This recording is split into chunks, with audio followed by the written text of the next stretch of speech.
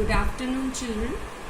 Today in this session, we are going to discuss the answers of ABC part of chapter 17, which I gave you homework in my previous session. Before I go into the answers, let me tell you that if you have the book, then you do it in your book. If you don't have the book, then do it in civics copy. And after ABC discussion, we will do the D part of the answers which I will provide you. Please follow the video and write the answers in your copy, and after the school will reopen, I will check all your civics copy. So this is your ABC part and this is your D part. First we come to A part. First question. The fundamental rights that come into existence in 2002 is. This is your question. The fundamental rights that come into existence in 2002 is right to education. The second option is writs can be issued by, there are four options given: district court, gram panchayat, civil court, high court. The answer is high court. The third question, which of the following statements regarding the fundamental rights is incorrect? Children, when you are solving MCQ questions, please go through the question twice. You should see the options very carefully. A. They are guaranteed to all the citizens of India. One can move to any court of law in case of violation of fundamental rights. They are not absolute, they are justiciable. So regarding fundamental rights, all A, C and D part options are correct. This statement is incorrect. One can move to any court of law. No, you can only move to High Court or Supreme Court. So the answer will be B. Next is, identify the directive principles based on the Gandhian philosophy. Equal pay for equal work for both men and women. This will not be there because it is an economic principle. To organize village panchayats. This is the Gandhian principle. To promote heavy industries. Gandhiji was not in favor of heavy industries. To promote international peace. This is the other principle. So the answer is your to organize village panchayats. Now the last question is, which one of the following promotes secularism? National Commission for Welfare of Women, Environmental Protection Act, Right to Education. These were the different thing not related to secularism. Communal harmony means secularism. Secularism means where different community peoples should live in peace and harmony, in brotherhood. So the answer is communal harmony. Next we come to fill in the blanks. Fill in the blanks.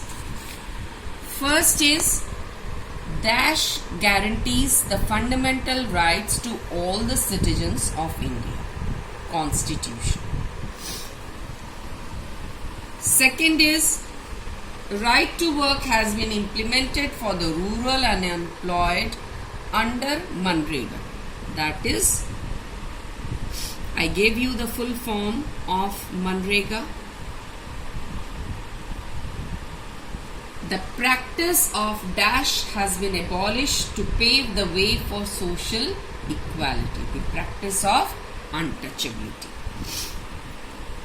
Sikhs are allowed to keep kirpan with them as a religious symbol.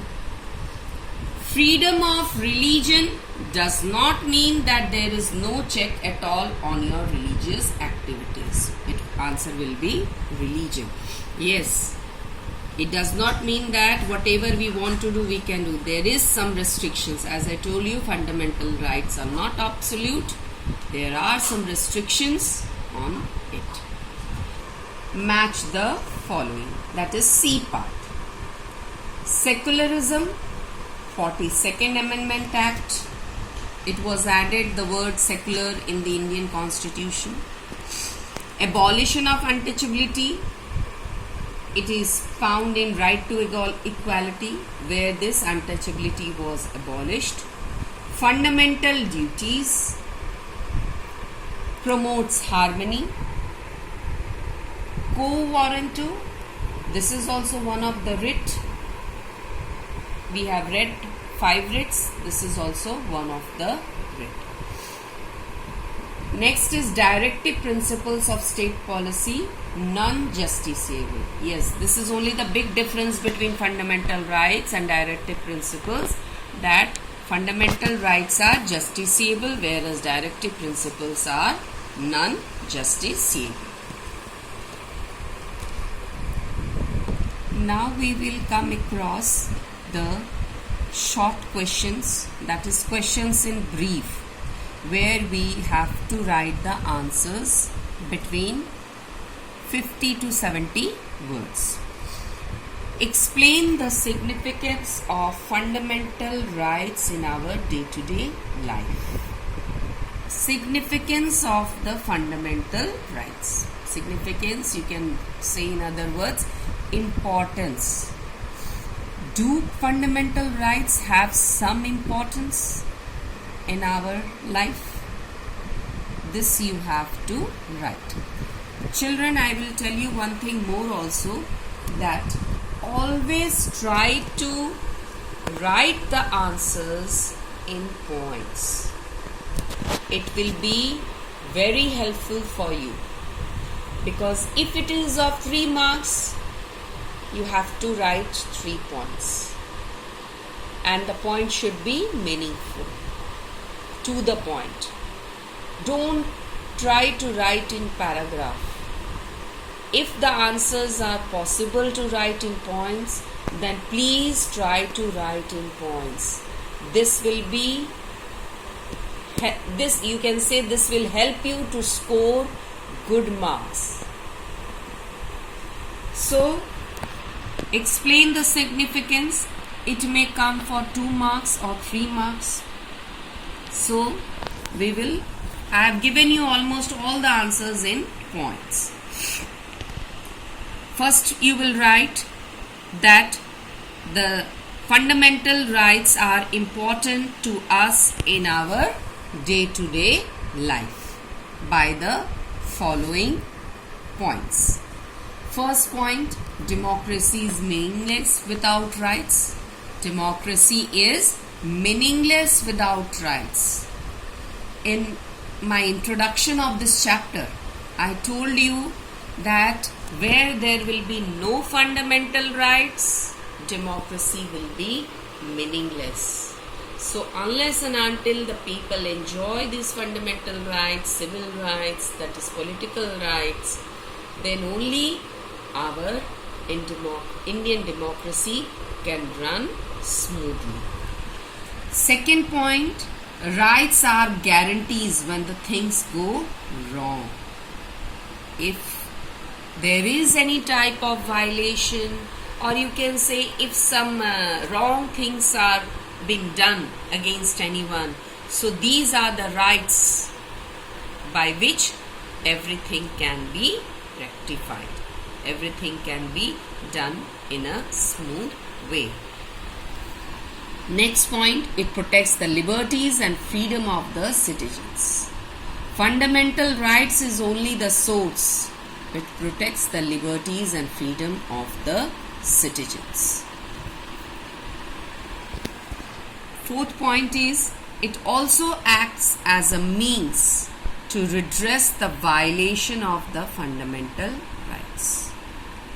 If there is any violation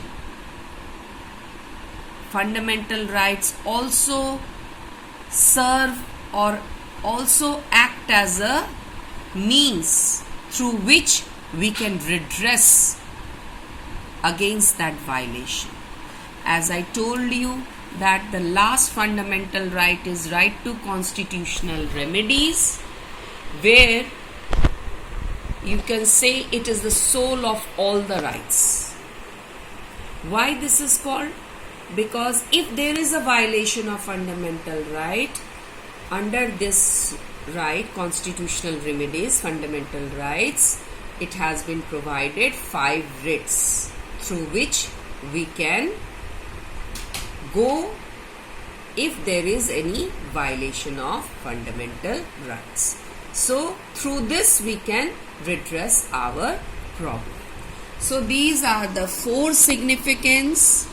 If it comes for 2 marks, you write 2 points. If it comes for 3 marks, it will not come more than 3 or 4 marks. So I have given you the maximum points here. Next is explain the right to freedom of religion. Article wise I have explained you all the fundamental rights.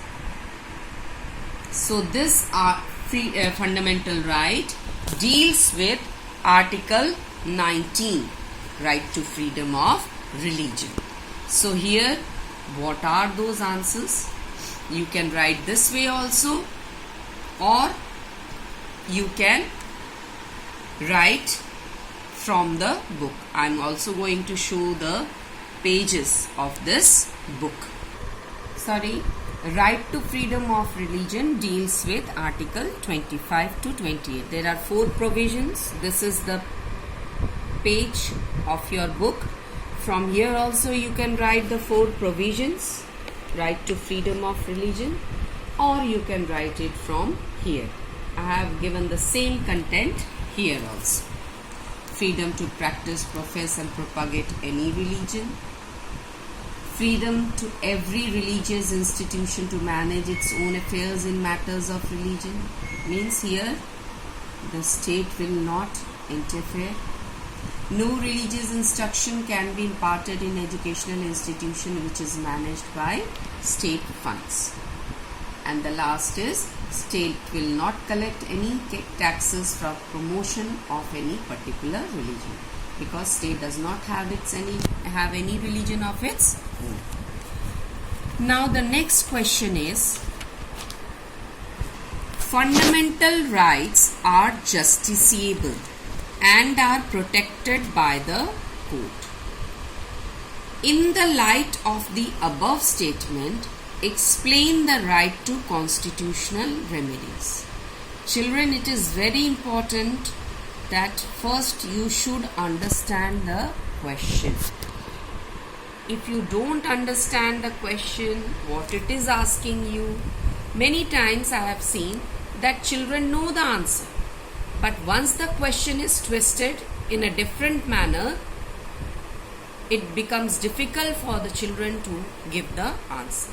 So it is very important that you should understand the question very nicely.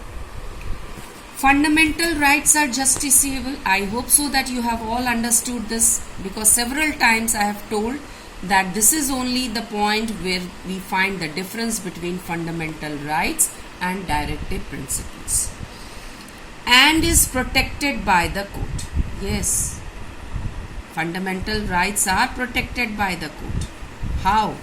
In this book only we have come across the topic, that is right to constitutional remedies. The Constitution of India has enlisted this fundamental right, but has also prescribed remedies against the violation. Means, if there is any case of violation of fundamental rights, under this fundamental right, we have been provided these 5 writs from the Supreme Court and High Court for the restoration of our rights. These 5 writs. So we have to prove this point that it is justiciable and are protected by the code. So I have given here the answer. Fundamental rights are justiciable and are protected by the code. If a citizen feels that his or her fundamental rights are violated, one can move to the court against its violation. It protects the citizens against the misuse of power by the government or some institutions or individuals. So, in simple language, I have given you the answer. I hope so you are understanding. The next question is, mention any 3 directive principles of state policy that has been implemented. So let me go again to this topic, directive principles. When we were discussing about this topic, I told you that there are different guidelines and instructions which have been implemented by the government. Either it has become a fundamental right or has become a law. So here we have to give 3 examples which proves that 3 directive principles which have been implemented. So first is right to education, which has become a fundamental right. Environmental Protection Act and Wildlife Protection Act, this has also become a law. Then the third is National Commission for Welfare of Women has also been established for the welfare of women. This commission has been set up for women. And the fourth example is Manrega, that is Mahatma Gandhi Rural Employment Government Act, which was passed in 2005. So here it is asking you 3 examples, so you should write 3, but you should know 4 examples, because if it is coming for 2 marks, each example will come for half marks. Then you have to write 4 examples. For example, that if it is asking you give the examples which has mention any 4 examples that directive principles are there, and if it is of 2 marks, then you have to write all the 4 points. So you write here 3 points, but you should know the 4th one also. Now the next question. Now the next question is, why does the government sometimes make exceptions to help a particular religious community? Justify your answer with examples from recent times. This is also a very important topic where we came across that the government does not strictly follows the policy of non-interference. Sometimes there are some you can say timing that, or you can say sometimes it interferes in the religious matter. Because why they interferes? For the benefit of society, so that peace can be maintained, so that if any such evils are hindering the society or making the society backward, those evils should be abolished. Likewise, I gave you number of examples: wearing and carrying of kirpan and wearing of pagdi by Sikh. Then I also gave you the example of untouchability, which was abolished. I also gave you the example of right of inheritance. So, and apart from that, I also gave you the example of Teen Talaq, to stop the exploitation done against Muslim women. So these are the examples. So let me go through the answer. Governments sometimes make exceptions to help a particular community to maintain a peaceful and healthy system in a country. Yes, this is only the motto of a government. to maintain peace and healthy system in a country. Why? How this healthy system will be maintained? When every religious group will live in peace and harmony, there will be a feeling of brotherhood among different religious people. So these are the examples. First example, wearing and carrying of kirpan are included in Sikh religion, and so they are allowed to do as it respects the religious sentiments in Sikh religion, and they are allowed to do as it respects the religious sentiments. Whose sentiments we are respecting? Sikh religion's sentiment. Next example I have given. Indian Constitution intervened in Hindu religious practices in order to abolish untouchability. Why this untouchability was being abolished? So that the upper caste should not dominate or exploit the lower caste people. To maintain equality, that's why this untouchability was being abolished. So children, these are your examples of D part which I have given you. You write in points, and if you have any queries, then you can post your questions in WhatsApp group, and there will be a Cisco meeting with you also. I will provide you the time and also the day, because we have ended this chapter. So I want to have a meeting there with you, so that if you have any queries related to this chapter, then you can ask me there and solve your problems. So I have given you almost all the answers in points. Write it properly in your civics copy, and when the school will reopen, again I am telling you, when the school will reopen, I will check all your notebooks. Thank you.